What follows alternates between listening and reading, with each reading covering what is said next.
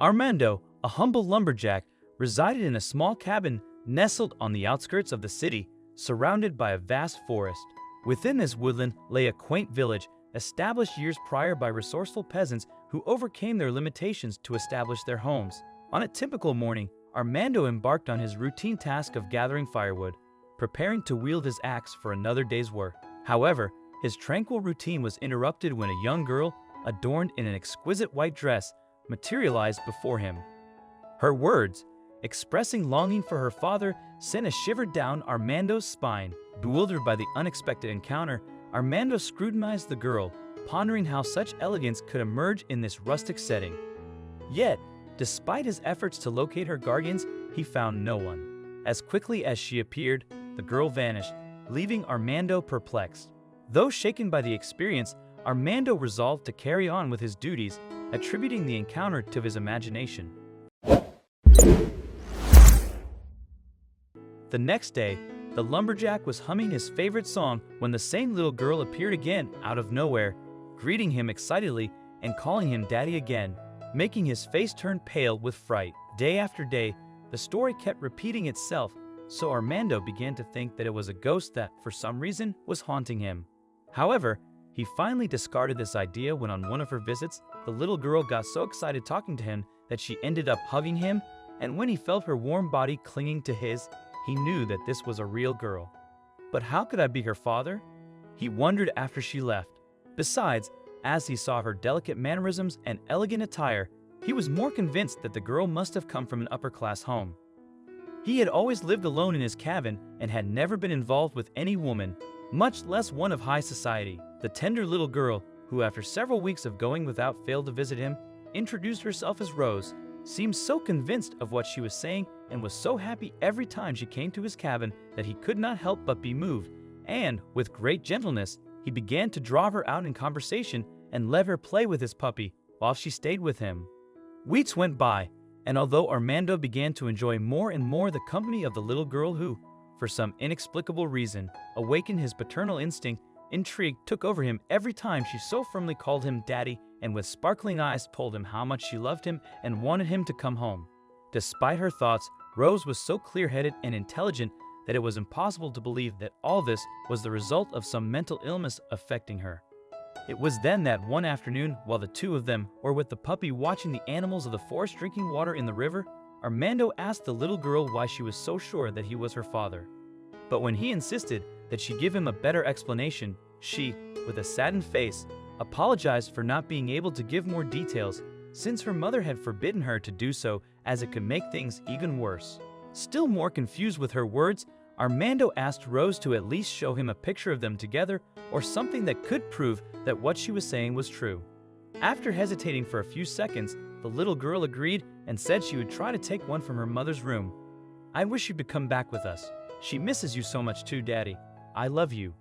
"Bye," exclaimed the little girl before leaving.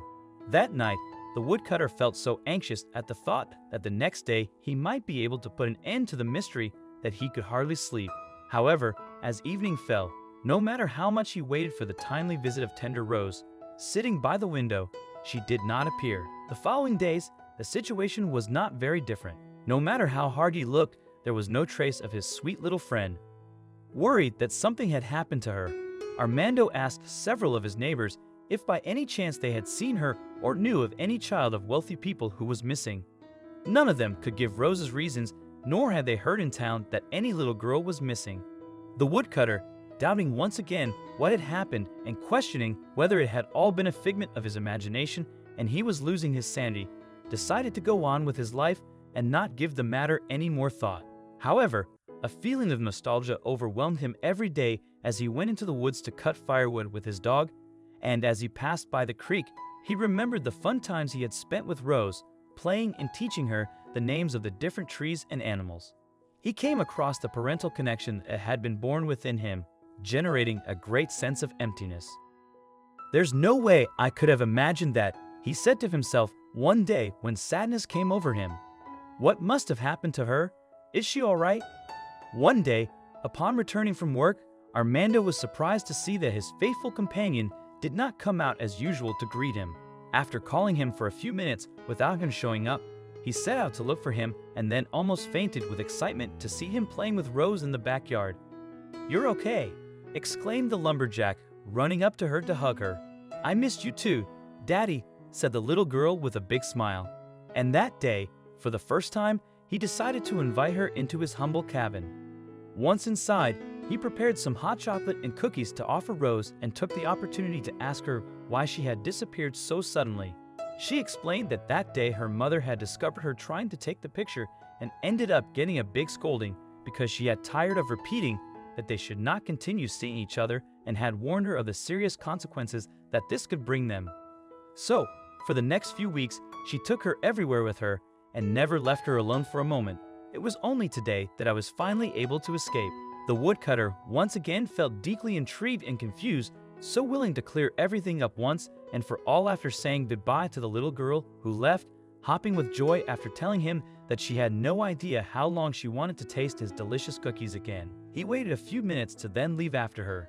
A few yards from her house, a luxurious car with a chauffeur was waiting for little Rose. Seeing her get in, Armando hurried back and started his old truck so he could follow them, taking care that the driver was not aware of his presence. The lumberjack followed them until they finally entered a luxurious mansion where a refined and very beautiful woman was waiting for the very angry little girl. As he got out of his car and saw them both standing in front of that house in more detail, a myriad of memories came to Armando's mind, who had to sit for a moment in his hiding place to get over it. With his eyes filled with tears, he ran towards the mansion while shouting, "Rose, Sasha, I remember everything." The mother and the little girl, crying with joy, went to greet him and hugged him tightly. They still could not believe that this miracle had happened. Armando, unbeknownst to many, was a wealthy billionaire with a penchant for extreme sports. 3 years prior, tragedy struck during a parachuting excursion, leaving him in a coma for weeks after a severe head injury. Upon awakening, he faced the harsh reality of complete amnesia, leaving his wife and daughter grappling with the loss of his memories. As months passed with no signs of improvement, Sasha, his wife, sought unconventional therapy to reignite Armando's recollections.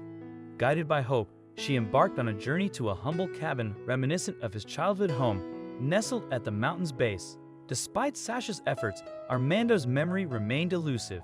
Accepting the painful truth, Sasha allowed him to pursue a semblance of happiness apart from her and their daughter. However, their daughter's unwavering love and determination became a beacon of hope. Through her innocence and devotion, she gradually restored her father's lost memories, reuniting the family in love and joy once more. Their journey underscored the unbreakable bonds of family and the transformative power of love, proving that even amidst tragedy, miracles are possible.